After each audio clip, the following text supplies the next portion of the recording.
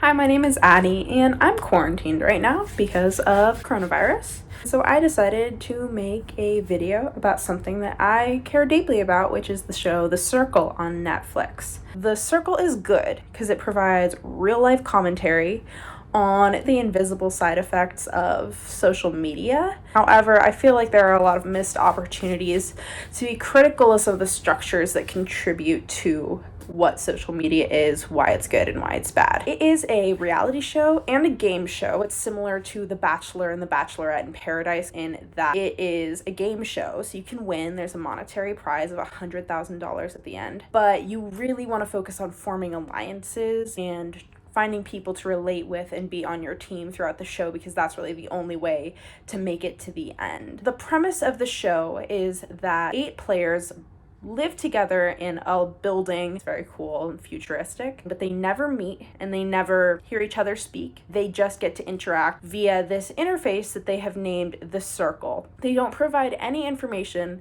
on how the players are selected. They can play as themselves in the game, or they can play as somebody else. And by that, they mean catfishing. A lot of them change like small aspects of themselves, especially their relationship status, which I'll talk about later on. They can also play as a catfish, and there are 2 catfishes in the beginning of this game. It's a strangely structured show. It's much less of starting with a big group and narrowing down to a smaller group than there is in other shows, which is why it might reminded me of The Bachelor in Paradise. The storylines of the episodes are not like structured with an arc.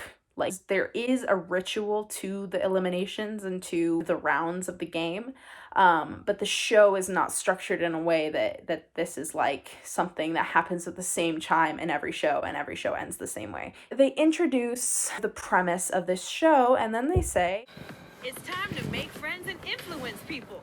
This is kind of one of the first hints, Oscar, to me that parts of the show might be scripted. So when I talk about people, I'm going to be acknowledging that, like, yes, a lot of what they are saying or doing might be scripted or coached out of them. So the first player that we meet is Chris, and Chris is very fun. Chris introduces himself. He is a freelance artist, a graphic designer, and a spiritual hustler. The next character that we meet is Joey. He's very Italian, he's very bro-y, and that becomes a really big factor in his success in the show. The male bonds that you'll see on this show are heavily based on kind of like that bros before hoes energy. That is something that he definitely profits off of. And then he introduces that he is a proud mama's boy, and he continues to talk about this for the rest of the show. And he makes some jokes. He seems pretty funny. I do like Joey. He's a nice guy. And then for some reason he comes out and he says that he's sent lewd pictures, and then he says, "Oh, I'm sorry, Mom. I only did it once and never happen again." And that kind of made me do some research, because I was like, wait, was like this a thing for him? Like a court case thing? And I couldn't find anything. I'm not saying he did something bad, but I just thought it was a weird thing for them to include in the introduction of the show. And then he starts talking about how he wants a blonde girl. If I see a blonde girl on the circle who's got a beautiful smile, that might be what brings this guy down. Which really bummed me out. Joey did shape up to be a really nice guy in the actual show. But I feel like his introduction of himself is really poor. He seems very shallow, because he talks about how he likes a blonde girl, which is really one of my least favorite things that people can do. Blondness is something for a long time symbolized youth and naivety. I just always feel like when men specifically say, "I want a blonde woman," it's fetishizing them. And I just feel like it's a little bit like, Ugh, like, why'd you have to do that, you know? if you say you are looking for one specific physical characteristic in any person, I find that strange. The next person that we meet is Alana. who is very blonde and very beautiful, and she is a swimsuit and lingerie model. And it's clear that they have purposely put Joey and Alana on here to kind of play off of each other. She introduces herself as a professional model, which is a fine thing to be, whatever, but then she immediately begins to talk about how girls are jealous of her because she makes their boyfriends stare. And that kind of right off the bat gives me a signal about the way that she sees other women and herself, to just kind of alienate women from the beginning in this show. I thought was an interesting move, and it's one that did not end up serving her well. And she seems like a nice girl later on in the show, but right off the bat, she's alienating women from herself. And it seems almost like a self-defense mechanism because she feels as if she is disliked by other women. But that made me wary of her right away, because a woman who feels alienated by other women and feels the need to talk about it and point it out in a context like this makes me feel like they may not have the best kind of communication strategies with other women. And I think that bonds on this show are a really important thing. However, I feel like it's really important to remember that we don't know how much these players were getting coached by producers. Who knows how much of her character was being genuine and how much of her was created by a producer in the background wanting her to play a certain kind of character on a show, especially to serve as a foil to a later character that they're going to introduce. So then we are introduced to Rebecca, and Rebecca is by far, in my opinion, the most interesting character on the show. She is played by Seaburn. Seaburn is the actual person on the show. I do have a secret in store for the players. I'm a dude. And Rebecca is actually his girlfriend, whose name is not actually Rebecca, and he uses her pictures. And he says that he's doing this because hot girls get the most likes online, and he's done all the research he can, and he knows how to be the perfect woman. I lost my place. Spoiler, he makes it to the end of the show as Rebecca. And I thought it was really interesting to kind of see this perspective on the way that men believe that women handle and experience their emotions, because since I've already told you he makes it to the end of the show, people are very suspicious of him and his performance the entire time, namely because of the way that he portrays emotional things happening to him and the way that he acts through the guise of Rebecca. Rarely do you see a man's like earnest, no sarcasm version of how a woman acts. And so that was interesting for me because some of the things that he had to deal with, women talking about menstruation or him hearing how girls gossip to one another, it's interesting to see how he believes women would act in that situation and what actually gets him in trouble. We get to see how the circle works now. It's not a good fake system even. But, you know, it's whatever. It's a game show, really. It's not about the system. It's about the game. So all of the characters that they've introduced so far go pretty vanilla for the profile picture. And then we get to meet the next 4. There are 8 people on this show to begin. So we meet Shubham, and he says that he believes social media is the modern day bubonic plague, and it is the devil in all its forms. And then he wants to go on the show to prove that you can be yourself on social media, and he acts like this kind of moral high ground that he has is what is going to win him the show. Again, I was like, ooh, I don't really like the way that this person is coming across. And then for some reason they give them Play-Doh, and Shubham eats some of the Play-Doh. I don't know. Next, they introduce Sammy, and it's clear that she has been placed in here as some kind of foil for Alana. And she right off the bat talks about how she does not mind being perceived as sexual. And then she tells us that she's bisexual. She was my favorite character the first time that I watched the show, and I still like her. So then we cut away from her. She's cool. And next they introduce Antonio, who is a pro basketball player. He describes himself as really tall and attractive, and he makes sure to tell us right away that he has a lot of groupies. To me, he is kind of here to serve as the foil for Joey, because where Joey is really doing his best to kind of show his soft side and be like, oh, like I'm kind of a douchebag, but like there's more to me. Antonio right away talks about himself like he's really different from other men. He says he is different because he likes to do things using his head rather than his penis, and that makes him different from other men.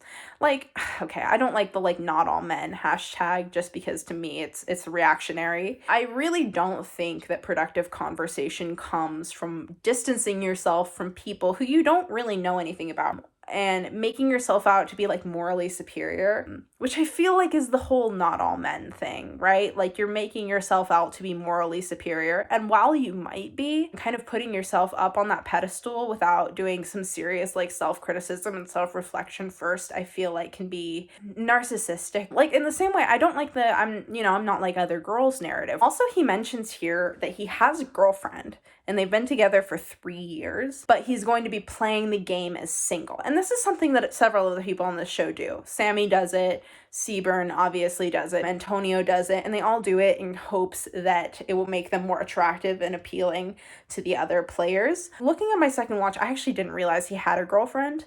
The first time that I watched this through, it makes me kind of question his character a little bit. And then the final character that we're introduced to is Karen, who is playing as somebody who looks to be in their 20s. I'm not sure who the actual pictures of this person are. Clearly, they must have had permission from them in order to use them, but they never say who this girl actually is. And Karen says that she does this because she, on the inside, feels like every other girl next door, but she believes that people see her as a thug. And I actually really liked the way that she described the premise of the reason that she is catfishing as Mercedes, because the game is really based on whether people like you because of your personality. However, there is absolutely no way that going into this, hearing about a social media game, they could have known that the way to survive this game was actually to have really close and personal connections with the other people in the game. And I think that had she known the way that the game actually worked, and I believe that she says later on, had she known the way that it was actually going to work going in, she would have played as herself, thinking initially that it would be based on a more realistic interpretation of social media. She thought that the best way to win would be making herself more approachable, I believe is the word that she used, because she didn't really think that people were going to have to get to know her as deeply as they did. However, I think that her philosophy is right. That's one of the flaws of the show in its realisticness, because the connections between people actually end up being a lot more valuable than I think that they are on social media. So the next four to get to set up their profile pictures. They're allowed to view each other's profiles, and then we immediately go into the first round of rating. Alana immediately looks at Joey and says, ugh, he's gonna slide into my DMs. And I really wanted her to be wrong about this, because I was like, how presumptuous. But then he immediately does, so she was dead right. And unfortunately with Alana, I did not like her initially. Every single thing she says is correct. So it's clear that she is really smart and she is really perceptive, and I think it's unfortunate that she was not allowed to portray that side of herself on this show, and she was painted in this kind of not awesome light. So, I mean, basically a summary of the first ratings is that everybody looks at Alana's profile and thinks that she's Super basic and super fake. Nobody explicitly says that they think that she's a catfish during this scene, but I think it's really heavily implied with a lot of them, just by saying that they think she's fake. So then Mercedes comes up, who is being played by Karen, and she has a really heavy filter on her profile picture, and people do not enjoy that. The perception of people who use filters is unfairly unkind, because they're there so that you can, get rid of your imperfections and look different, which I think is the same service that good lighting and makeup can do for you. However,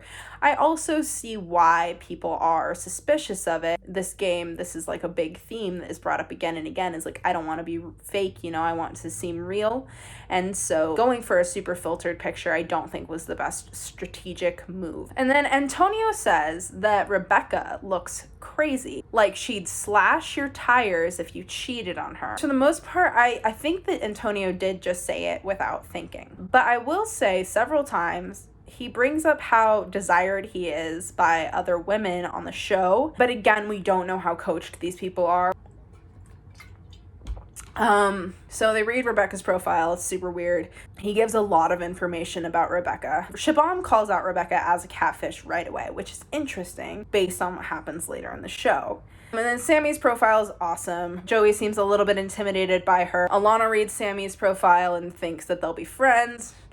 Joey puts Alana first, but Antonio, because he does not like that she is a model. In fact, he says several times that he doesn't do models. The results are processing, so now it's time for the circle to get social. And Alana starts a group chat titled Skinny Queens, which Sammy does not like. She makes the observation that Alana talks about looks all the time. I don't think that the group chat titled Skinny Queens is a great move. I maybe don't think it's as big as of a deal as Sammy does, but she makes a good point where she says, who knows who's playing this game? We don't know who's a catfish and who's not. What if there's a bigger girl playing that feels left out?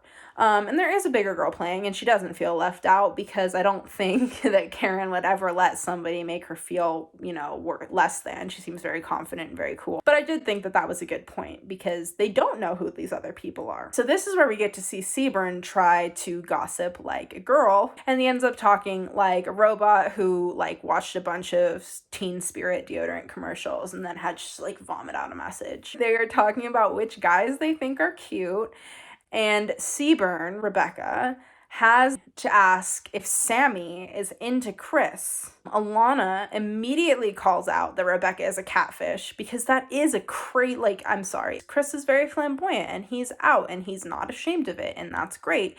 And it's truly baffling to me that Seaburn could be that tone deaf almost. It's very strange. I honestly feel like Seaburn almost lost who he was. His personality becomes this very weird mixture of maybe who he is and who he imagines Rebecca to be. They get to play a game where they're asked a question and they're allowed to answer in a variety of ways. So the first question is about peeing in the shower. This accurately predicts the top 4 in the show.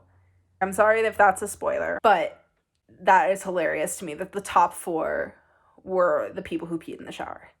The next question is about whether money can buy happiness, and Alana and Chris both agree that it can, and people are pretty critical of Alana especially, but she makes the good point that they are all on this show in order to win $100,000. And Chris points out that money can buy you certain kinds of happiness. He says temporary happiness, but I think that there is relevance to the statement that money can buy you happiness. It's a lot easier to find happiness when you aren't poor. It's certainly not the end-all be-all of where people can get happiness. Money in excess can actually be really toxic and can cause people to be less happy. However, having money and being financially comfortable and being able to take days off and have luxuries is really nice. And I think that that can contribute to happiness. And I think it's actually kind of privileged to act like having stability, which is having money, is something that, people should be ashamed to want. I think that it's fine to want to be stable in your life. And then Joey, of course, DMs Alana after this game. And he really gets to establish his catchphrase, this "yeah, buddy" here. That's fun. And then Alana gets to talk more about the fact that people will think that she's fake because she's just so insanely hot. And I really do want to be critical of this. But again, she's dead on. She's the person who gets voted off at the end of this episode. And it's because Sammy thinks she's fake. And then there's this interaction between Karen, who's playing Mercedes, and Antonio, where they're talking under the guise of flirting, but really both of them are trying to play the other. But it's interesting to see them both think that they're the person with the power.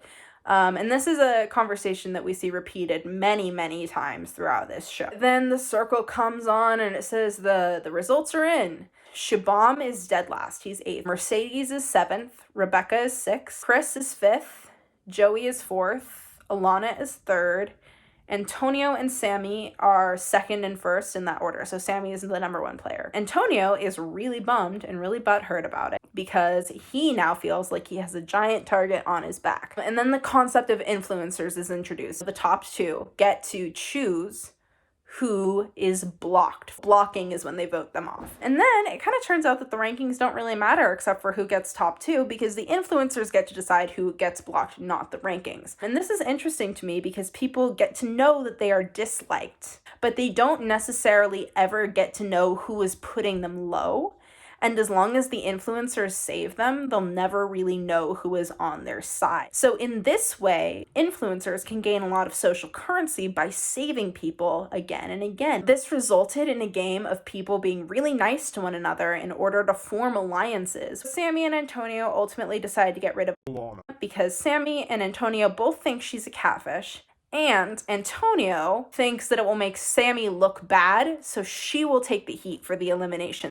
And then Elena makes kind of a weird speech about why she's blocked. Of course, I knew they were not gonna think that it was me because obviously I'm a model. And then the concept of the blocked player meeting one player is introduced. After a player is blocked, except for one dude toward the end of the show who doesn't get to meet anybody, they get to go and meet a player. And then the episode ends, and that's it. And it seems like a really weird place to end it, but episode 1 is kind of very content rich. Anyway, farewell. Please subscribe to me.